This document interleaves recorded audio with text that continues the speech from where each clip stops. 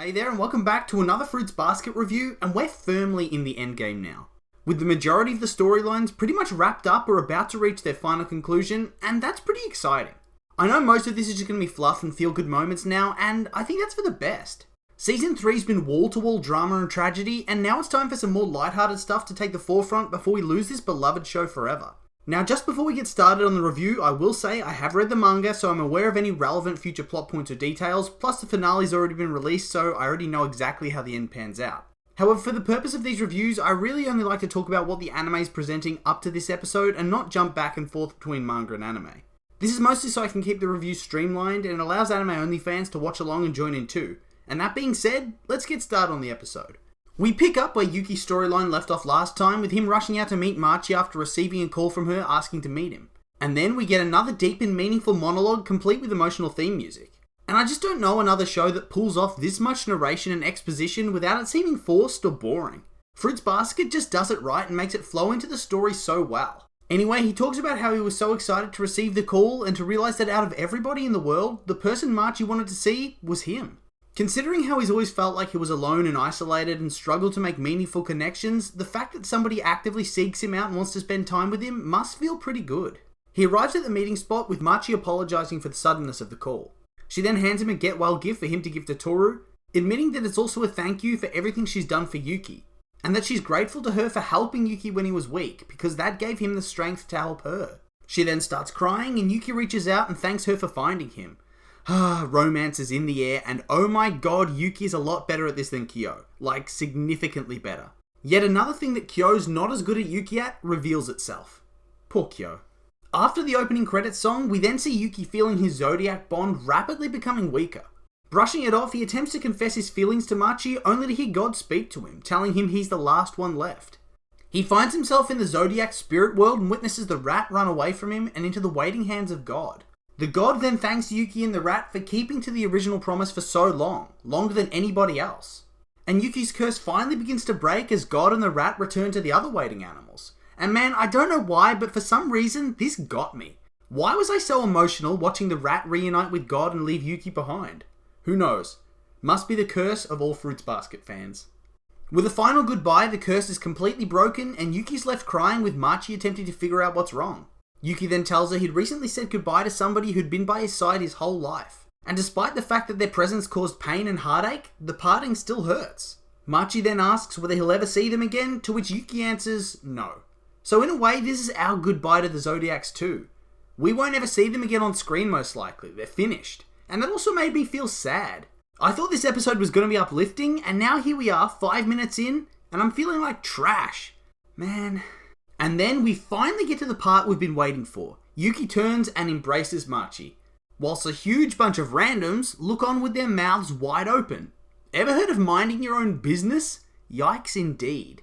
Machi then asks if she can call him by his first name, and when she does, he awakens his hidden fetish, as it seemingly gets him in the mood for lovin'. Seriously, Yuki is like this secret Casanova. This was very, very unintentionally funny for me.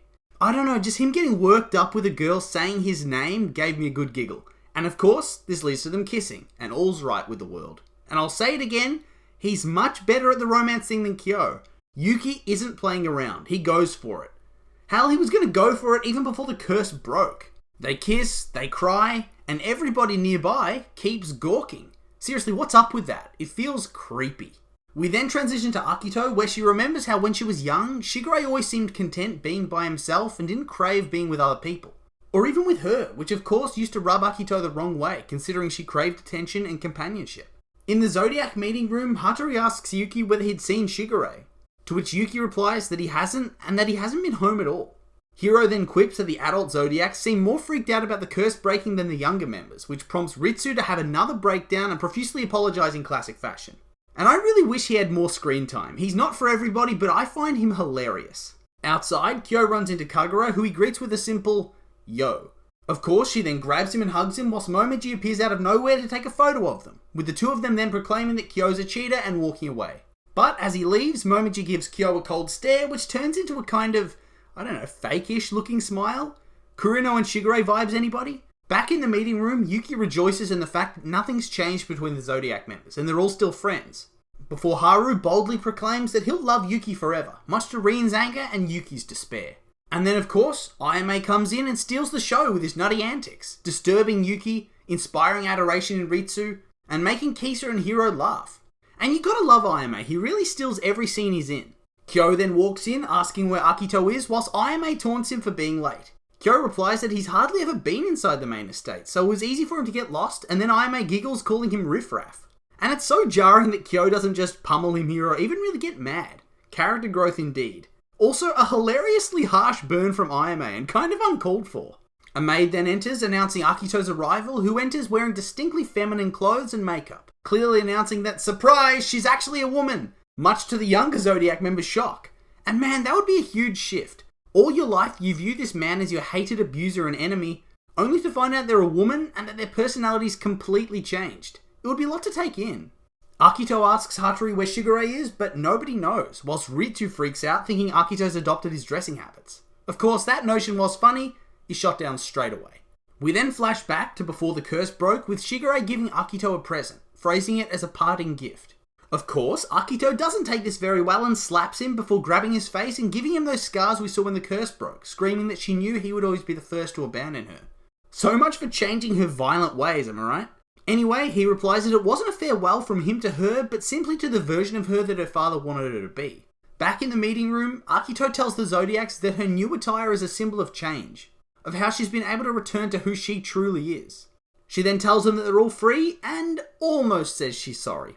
Almost. And you kind of want to hear her say sorry, but it would be clear that it would be really, really awkward.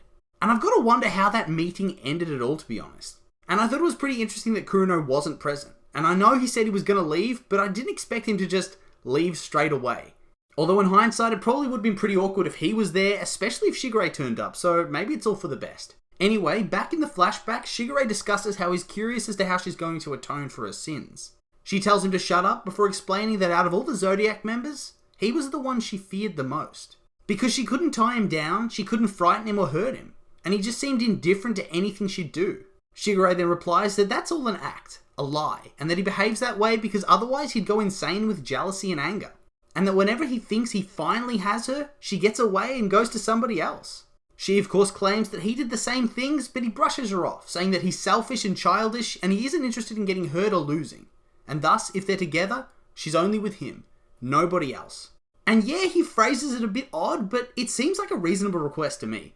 Although, this relationship does seem like it'll be extremely toxic. Got a lot of stuff to work out, that's for sure.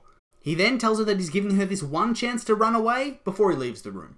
Back in the present, we see Akito walking towards Shigure, thinking about what a selfish person he is and how childish he acts in regards to his feelings. But despite all that, she still wants him. And then she goes on a very intense and kind of uncomfortable tangent about permeating his essence and drowning him in her scent. TMI there, Akito. TMI.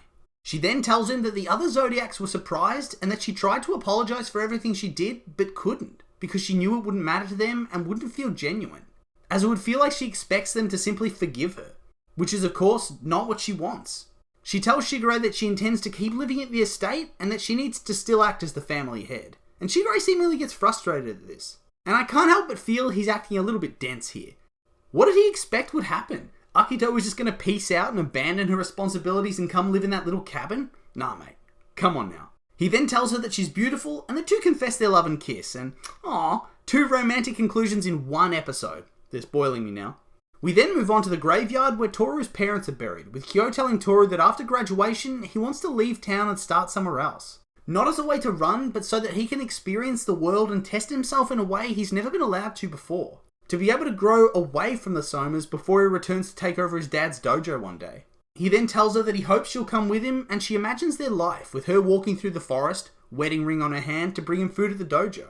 And this gave me feels on a lot of different levels. It was kind of sad, but expected that the Somas would start diverging on different paths. It's good, but bittersweet, as you want them all to remain close and be with one another. And it's kind of that first realization that they won't all still be at Shigure's house anymore. Toru then tells him that she'll come with him and that she wants him to be able to find the real Kyo and that sense of self that he lost because of his troubled past. She then talks about how his dad must have been so happy when Kyo told him about his plans. And yeah, I don't think we talk about how hard it would have been for Kazuma. Having this son that had completely given up on life and nothing you could do or say would change that. only to have this girl enter his life and completely change it, giving him hope for the future and the desire to live a normal life.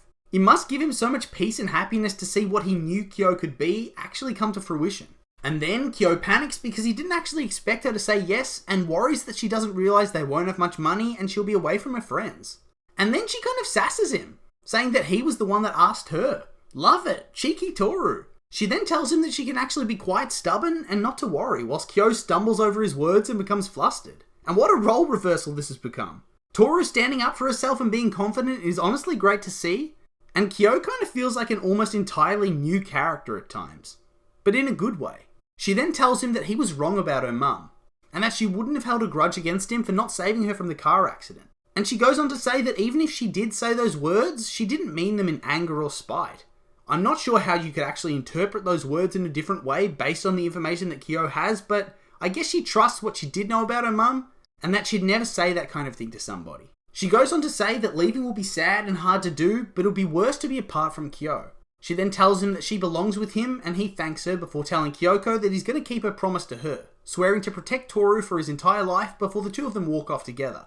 And then, from that moment of gloriously heartwarming sweetness, we enter one of the darkest scenes the show's ever had. The final thoughts of Kyoko after she's been fatally struck by a car. Talk about emotional contrast. She thinks about how she can't feel anything, and that she thinks she's about to die and how she's afraid. And God, scenes like this are tough to listen to. I really hate stuff like this with people begging not to die. It really hits me on that primal level of uncomfortableness, and it breaks your heart. As the bystanders tell her to hang on, she thinks about Toru and how she's so young and is going to be left alone. About how she understands Katsuya now, that dying and leaving somebody you care about behind is just as bad as being left behind. Then she sees Kyo and begins to cry, remembering the little boy and his promise. And it would really suck for her, seeing this little kid she cared about so many years ago and wanting him to help, but not being able to get the words out.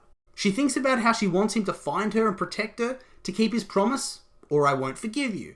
And ouch, it really sucks that that was all she could say in that state. And I can see why it shook Kyo so much. Damn. And now he'll never know that she just wanted him to find Toru and protect her, not that she was angry at him. And then she dies, and reunites with Katsuya in heaven, hooray! But geez, what a bummer of an ending.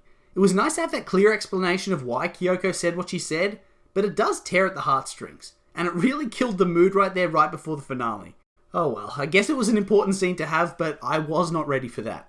And then that brings us to the end of the episode, and I liked it despite the ending kind of throwing me off emotionally. That being said though, those are just my opinions, and now I'd like to hear yours.